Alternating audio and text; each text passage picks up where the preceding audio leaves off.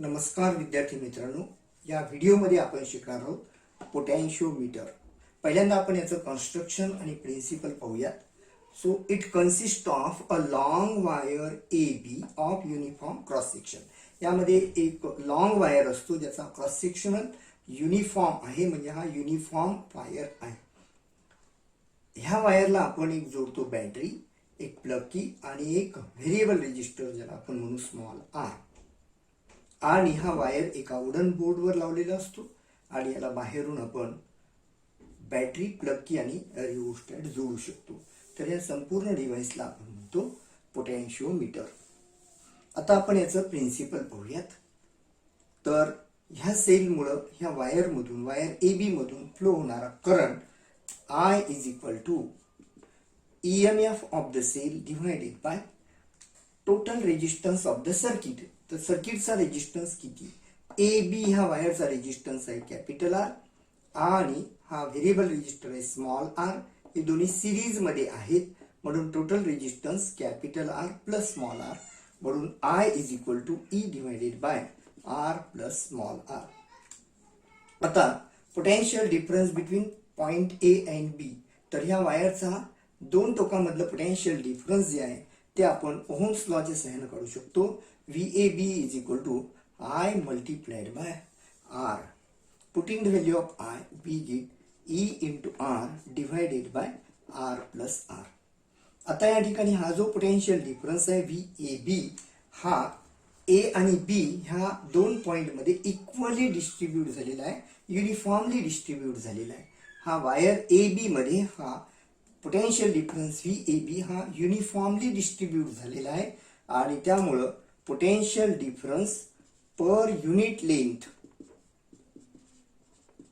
Of wire A B and it is equal to potential difference between A and B divided by length AB, and it is equal to VAB upon L, or it is equal to E into R divided by L into R plus R. आणि याला आपण म्हणतो potential gradient, where K is called as potential gradient. आणि दिलेल्या पोटॅन्शिओमीटरसाठी हा potential gradient जो आहे तो कॉन्स्टंट असतो. आता potential difference between any two point A and C. C हा आर्बिट्ररी पॉइंट आहे.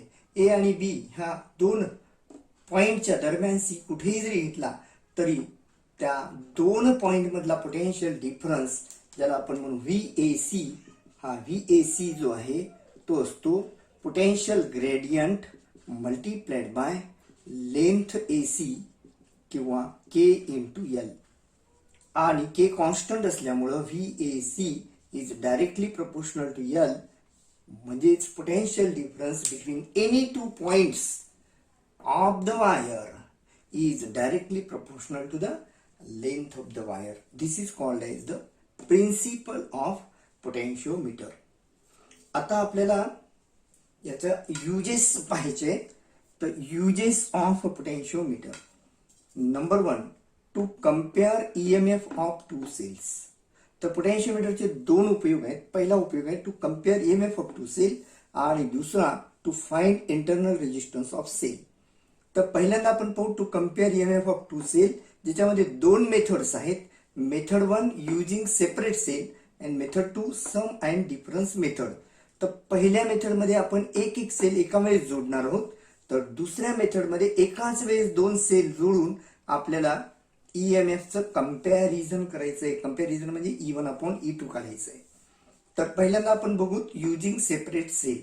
त्यासाठी हा पोटॅन्शिओमीटर आहे AB, ज्याला आपण बॅटरी या पद्धतीने जोडलेली आहे, प्लग की आणि एक व्हेरिएबल रेजिस्टर जोडलेला आहे. आणि ए टर्मिनलला आपण जोडल्या दोन सेल्स E1 आणि E2. उदाहरणार्थ लेक्लांची सेल आणि डॅनियल सेल. तर E1 आणि E2 चे पॉझिटिव्ह टर्मिनल आपण ए या पॉइंटला जोडलेले आहेत. या ठिकाणी लक्षात ठेवा की ए टर्मिनलला बॅटरी आणि सेल्स यांचे पॉझिटिव्ह टर्मिनल जोडलेले असले पाहिजे. त्यानंतर E1 सेल हा K1 ह्या प्लग कीला जोडलेला आहे आणि E2 सेल हा K2 या प्लग कीला जोडलेला आहे आणि या दोन कीचा कॉमन टर्मिनल हा गॅल्व्हनोमीटरला जोडलाय आणि गॅल्व्हनोमीटर ही एका जॉकी किंवा स्लाइडिंग कीला जोडलेली आहे. स्लाइडिंग की म्हणजे ही जी की असते ती ए आणि बी ह्या दोन पॉइंट मध्ये आपण वायरवर कुठे पण याला स्पर्श करू शकतो, टेकवू शकतो किंवा याला जॉईंट करता येते. आता या ठिकाणी ह्या एक्सपेरिमेंटची प्रोसिजर, तर पहिल्यांदा K1 क्लोज करायची आणि K2 ओपन ठेवायची आहे.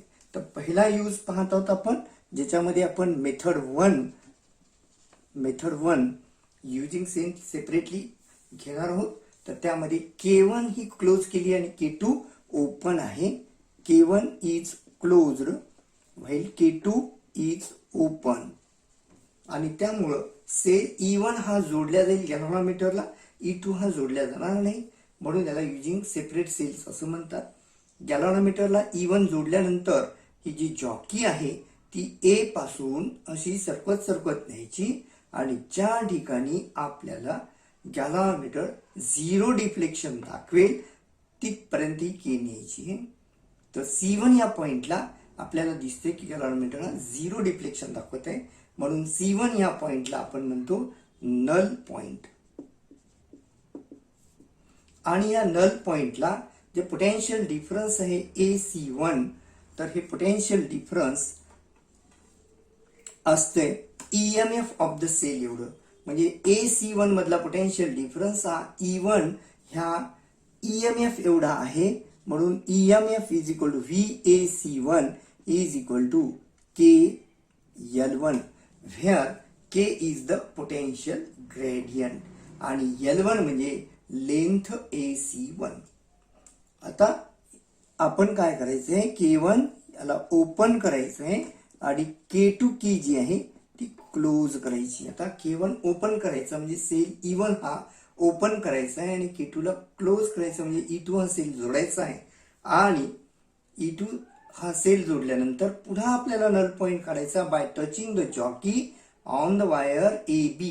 ए पासून ही जॉकी टच करत न्यायची, समोर न्यायची आणि ज्या पॉइंटला आपल्याला नल म्हणजे 0 डिफ्लेक्शन मिळेल तो नल पॉइंट जसा आपण C1 काढला तसा C2 हा सेल E2 साठी काढायचा आहे आणि त्या नल पॉइंटला जे पोटेन्शियल डिफरन्स आहे AC2 हे E2 ह्या EMF एवढं असेल, म्हणून E2 is equal to VAC2 is equal to KL2 where K is the potential gradient.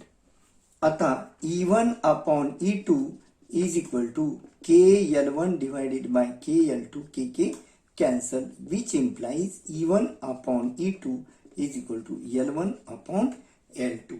आणि अशा रीतीने आपण E1 आणि E2 याचं कंपॅरिझन करू शकतो. L1 आणि L2 आपल्याला डायरेक्ट स्केलच्या सहाय्याने मोजता येतात आणि ह्या मेथडला म्हणतात युजिंग सेपरेट सेल्स. आता दुसरी method sum and difference method किंवा कॉम्बिनेशन ऑफ सेल. एकाच वेळी दोन सेल जोडायचे, पण त्यासाठी आपल्याला लागेल एक 4 वे की. या ठिकाणी जे 1 2 3 4 दिसत आहेत या 4 कीज आहेत, ज्याला आपण 4 वे कीज म्हणतो किंवा 4 आपल्याला कीज या ठिकाणी दिसत आहे, 4 कीज आहेत. आता या ठिकाणी हा E1 आणि E2 आपल्याला दोन पद्धतीने जोडता येतो, ज्यामध्ये E1 चा निगेटिव्ह टर्मिनल हा E2 च्या पॉझिटिव्ह टर्मिनलला जर जोडला तर त्याला म्हणायचं सेल असिस्ट इच अदर आणि त्यावेळेस EMF असतो E is equal to E1 plus E2.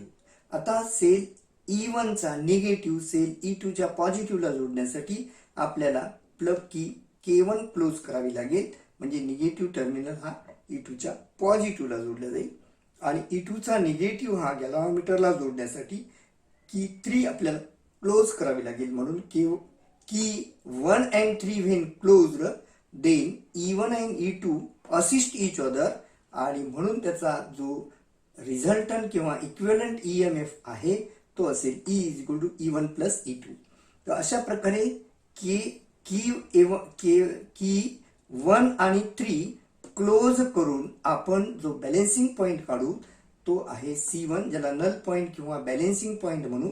आणि या दोन पॉइंट मधलं पोटेन्शियल डिफरन्स AC1 हे E1 प्लस E2 एवढं असेल, म्हणून या मेथड 2 मध्ये जेव्हा की 1 आणि 3 क्लोज असते त्यावेळेस जे EMF आहे E is equal to E1 plus E2 it is equal to the potential difference between AC1 that is VAC1 and it is equal to K into L1 where K is the potential gradient. आता की 1 आणि 3 ला open करायचं आणि sale E1 चा negative terminal sale E2 च्या negative टर्मिनलला जोडायचा आहे. त्यासाठी आपल्याला की 2 आणि 4 क्लोज करावी लागेल. जेव्हा सेल E1 चा निगेटिव्ह E2 च्या निगेटिव्हला जोडला जातो तेव्हा ह्या दोन सेलला म्हणतात अपोजिंग सेल आणि त्यावेळेस जो EMF असतो E is equal to E1 minus E2 आणि अशा कंडिशन मध्ये जो बॅलेन्सिंग पॉइंट काढलेला आहे तो आहे C2 आणि लेंथ AC2 ह्याला आपण म्हणू बॅलेन्सिंग लेंथ L2 आणि अशा कंडिशन मध्ये E is equal to E1 minus E2 is equal to VAC2 is equal to KL2 ह्याला आपण E डॅश म्हणूया. आता E1 plus E2 divided by E1 minus E2 divided by is equal to KL1 divided by KL2. KK cancel. Therefore, E1 plus E2 divided by E1 minus E2 is equal to L1 upon L2. Solving this, we get E1 upon E2 is equal to L1 plus L2 divided by L1 minus L2. तर अशा रीतीने आपण या दोन सेलचा EMF compare करू शकतो by using the sum and difference method. आता आपण सेकंड यूज पाहणार आहोत to find the internal resistance of a cell. तर सेलचा इंटरनल रेजिस्टन्स आपल्याला काढायचा आहे. आपल्याला माहिती की सेल हा त्यामधून फ्लो होणाऱ्या करंटला अपोज करतो आणि याचं कारण असते की त्या सेलचा स्वतःचा रेजिस्टन्स असतो ज्याला सेल्फ रेजिस्टन्स किंवा इंटरनल रेजिस्टन्स असं म्हणतात. तर आपल्याला सेकंड यूज पाहायचा आहे to find the internal resistance of a cell. त्यासाठी सर्किट डायग्राम हा या ठिकाणी दिलेला आहे ज्यात एक पोटेन्शियोमीटर वायर आहे AB जो बॅटरी प्लग की आणि रिओस्टॅटला जोडलेला आहे आणि टर्मिनल A जो आहे तो सेल आणि एक रेजिस्टन्स याला जोडलेला आहे. ह्या सेलचा इंटरनल रेजिस्टन्स स्मॉल r हा जो कॅपिटल R एक्सटर्नल रेजिस्टन्स ज्याला आपण म्हणू तो जोडलेला आहे K2 ला आणि या दोन्हीचं कॉम्बिनेशन आपण जोडलेलं आहे गॅलव्हॅनोमीटरला आणि गॅलव्हॅनोमीटर जोडलेले आहे जॉकीला. हा एक्सपेरिमेंट 2 स्टेप मध्ये करायचा आहे. स्टेप नंबर 1 ज्याच्यामध्ये आपण K2 ला ओपन ठेवणार आहोत. तर पहिल्या स्टेप मध्ये स्टेप 1 ज्याच्यामध्ये आपण K2 ओपन ठेवणार आहोत. तर K2 ओपन ठेवल्यामुळं आपण जर नल पॉइंट काढला किंवा बॅलेन्सिंग पॉइंट काढला C1 तर त्यावेळेस voltage between AC1 is equal to the EMF of the cell E. तर K2 ओपन ठेवून जर आपण नल पॉइंट काढला C1 तर लेंथ AC1 याच्यामधला जो पोटेन्शियल डिफरन्स आहे VAC1 हा असतो EMF of the cell E एवढा आणि it is equal to KL1. आणि जर आपण K2 ही क्लोज केली तर स्टेप 2 मध्ये स्टेप नंबर 2 K2 क्लोज केल्यानंतर जर आपण या ठिकाणी नल पॉइंट काढला C2 तर potential difference between AC2 it is equal to now K2 is closed therefore current flow through the cell and now this potential difference between A and C2 is equal to potential difference between or across the resistance R. या R resistance च्या across जेवढा potential difference असेल ज्याला आपण VR म्हणू किंवा फक्त V म्हणूयात एवढा असेल आणि it is equal to KL2. तर आपल्याला दोन इक्वेशन्स मिळाले. यावरून मिळालं E is equal to KL1 आणि यावरून मिळालेलं आहे V is equal to KL2. Therefore E upon V is equal to KL1 divided by KL2. KK cancel. E upon V is equal to L1 upon L2. आता according to Ohm's law E is equal to capital R plus small R into I आणि V is equal to capital R into capital I. So putting this value we get R plus small R into I divided by R I is equal to L1 upon L2. E आणि V च्या value जर आपण यामध्ये substitute केल्या तर equation मिळेल. I cancel and therefore R plus R is equal to capital R L1 upon L2 किंवा R is small R is equal to capital R L1 upon L2 minus R और small R is equal to capital R common L1 upon L2 minus 1. तर या फॉर्म्युल्याच्या सहाय्याने आपण या सेलचा internal resistance काढू शकतो by using the potentiometer. तर विद्यार्थी मित्रांनो या ठिकाणी लक्षात घ्या की सेलचा इंटरनल रेजिस्टन्स फक्त पोटेन्शिओमीटरच्या सहाय्याने काढता येतो. हा पोटेन्शिओमीटरचा इम्पॉर्टन्स आहे. तर विद्यार्थी मित्रांनो हा व्हिडिओ जर तुम्हाला आवडला असेल तर लाईक करा, शेअर करा आणि चॅनलला सबस्क्राईब करा.